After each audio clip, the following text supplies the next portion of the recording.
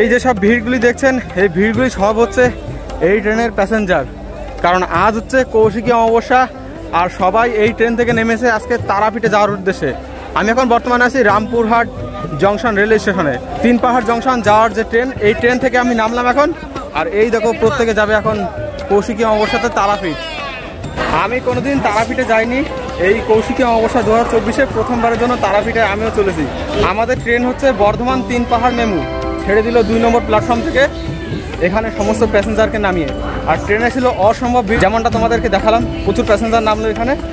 আর এখন কিন্তু ট্রেন বলতে গেলে একরকম খালি। আমিও বেরিয়ে যাবো স্টেশন থেকে এবং চলে যাবো তারাপীঠ মন্দিরের দিকে।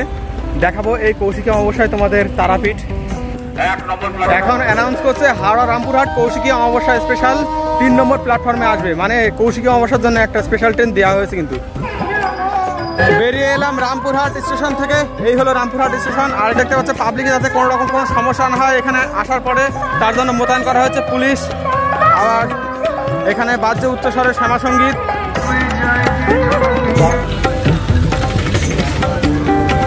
স্টেশনের পাশে এখানে রয়েছে প্রচুর অটো এবং সেই সাথে অটো স্ট্যান্ড। তবে অটোগুলো শুধুমাত্র বাস স্ট্যান্ড পর্যন্ত যাচ্ছে, 10 টাকা করে ভাড়া নিচ্ছে। তাই আমি অটোতে উঠবো না, দেখি এখান থেকে তারাপীঠ পর্যন্ত ডাইরেক্ট কোনো গাড়ি যায় কিনা। যদি সেই গাড়ি যায় তো তারাপীঠের ওই গাড়িতে উঠবো, আর না হলে এখান থেকে অল্প একটু রাস্তা বাস স্ট্যান্ড ওই পর্যন্ত হেঁটে চলে যাব। কারণ তারাপীঠ এখান থেকে প্রায় 9 কিলোমিটার মতো রাস্তা, অত রাস্তা তো হেঁটে যাওয়া এখন ওই মুহূর্তে সম্ভব না। তো এখানে যে ম্যাজিক ভ্যানগুলো রয়েছে এগুলো যাচ্ছে তারাপীঠ। এবার জিজ্ঞেস করে দেখি কত টাকা ভাড়া নেয়।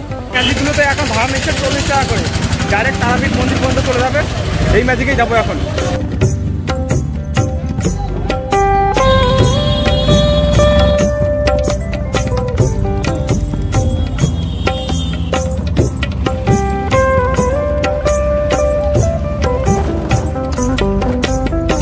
ম্যাজিক থেকে এইখানে নামিয়ে দিল। আর এই হচ্ছে সামনে, এখনো প্রায় ওই 700-800 মিটার মতো যেতে হবে, তারপরে পড়বে আমাদের তারাপীঠের মন্দির। আর যেহেতু সামনেই আর কিছুক্ষণের মধ্যে তারাপীঠ মন্দির, তাই গাড়ি আর যাবে না, সমস্ত গাড়ি এই পর্যন্ত যাচ্ছে, তার বেশি আর যাচ্ছে না সামনে। ভাই ভিড়টা শুধু দেখা একবার। আমি শুনেছি এবছর এখনো পর্যন্ত নাকি 8 থেকে 9 লাখ লোকের আবির্ভাব এখানে হয়েছে। সংখ্যাটা অনেকটা ছোট লাগলেও অল্প একটু জায়গার মধ্যে এই মার্জিনটা অনেকটাই বড়। অনেকে আছে যারা আমার মতো সবে প্রবেশ করছে, আবার অনেকে আছে যারা সকালবেলা পুণ্য স্নান করে বাড়ির দিকে রিটার্ন চলে যাচ্ছে।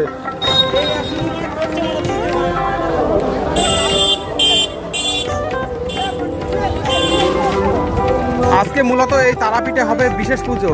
কৌশিকী অমাবস্যার এই বিশেষ পুজোতে এই দ্বারকানদীতে স্নান করে কেউ যদি অংশগ্রহণ করে তাহলে নাকি তারা পুনর্জন্ম হয় না, এমনটাই এখানে বিশ্বাস আছে। তাছাড়া সাধক বামাখ্যাপা এই কৌশিকী অমাবস্যার বিশেষ দিনেই তারাপীঠে সিদ্ধিলাভ করেছিলেন।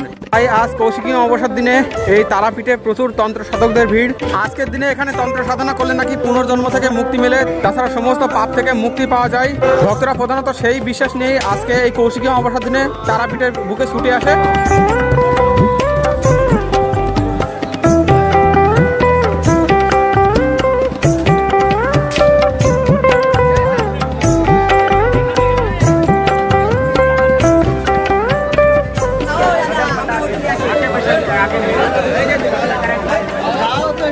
ব্যবসা চলছে।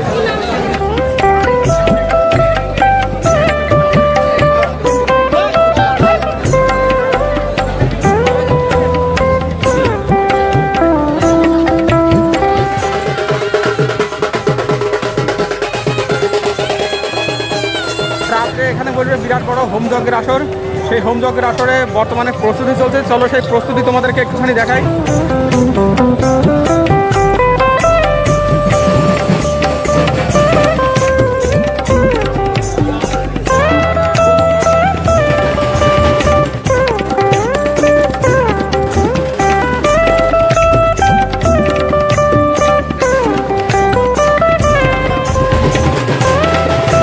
এইখানে দেওয়া হচ্ছে জল এবং বাতাসা, এইখানে দেওয়া হচ্ছে মাছ এবং খিচুড়ি ভোগ।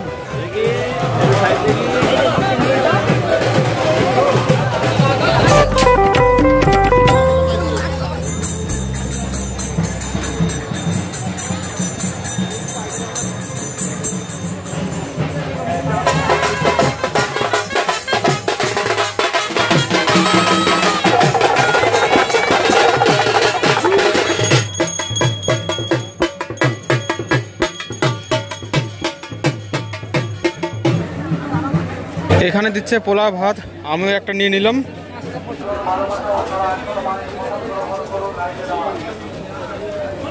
এই জায়গাটা দেখালাম, এখান থেকে আবার নিয়ে নিলাম প্রসাদ।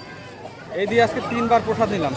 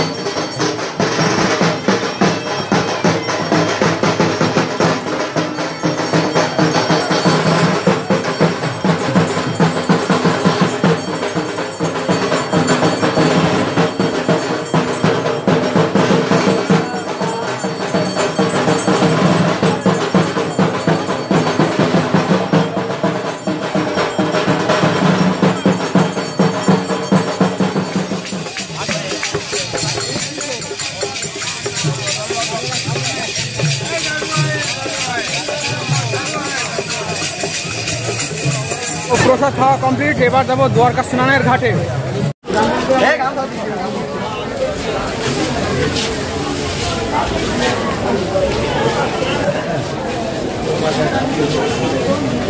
এখন বাজে বেলা 12:30 আর ভোর 5টা থেকে এই স্নান চলছে।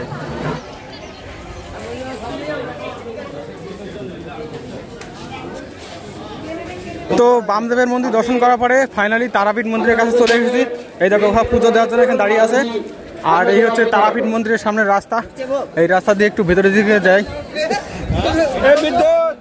পুজো তো দেবো না, শুধুমাত্র একটু ভিতরে ঢোকার চেষ্টা করব।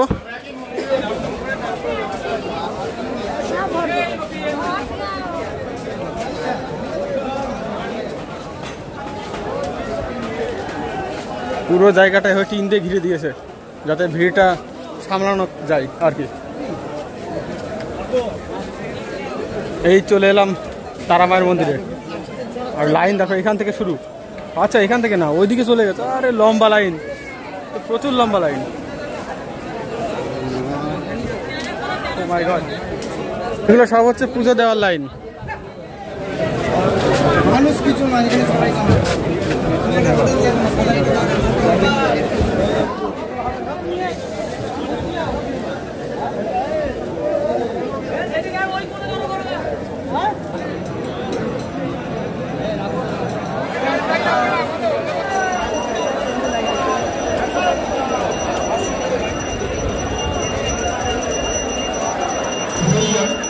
আপনাদের মন্দির চত্বরে থেকে অনাবশ্যক দোকান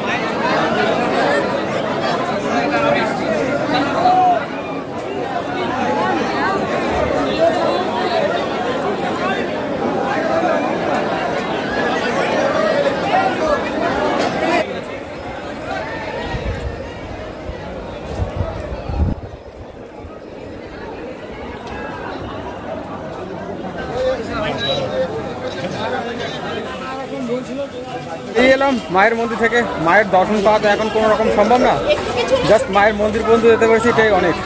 আর রোদের তেজ প্রচুর, প্রচণ্ড গরম, রাস্তা পুরো একদম খালি হয়ে গেছে। জানি না বিকেলের দিকে আবার ভিড় হবে কিনা। এখন এই মুহূর্তে রাস্তা একদম পুরোপুরি খালি। এমনিতে আজকে সোমবার, মানে সপ্তাহের কাজের প্রথম দিন, সেই হিসাবে লোকজন কম হওয়ারই কথা ছিল, কারণ প্রত্যেকের আজকে কাজের প্রথম দিন। তার উপর আবার প্রচণ্ড গরম, যার জন্য ভক্তের সংখ্যা প্রচুর কম। ওই ভেতরের দিকে যারা রুম ভাড়া করে নিয়ে আসে তারাই একমাত্র আছে, আর বাইরের লোকজন সব যাই না কোথায় কোথায় আছে সব।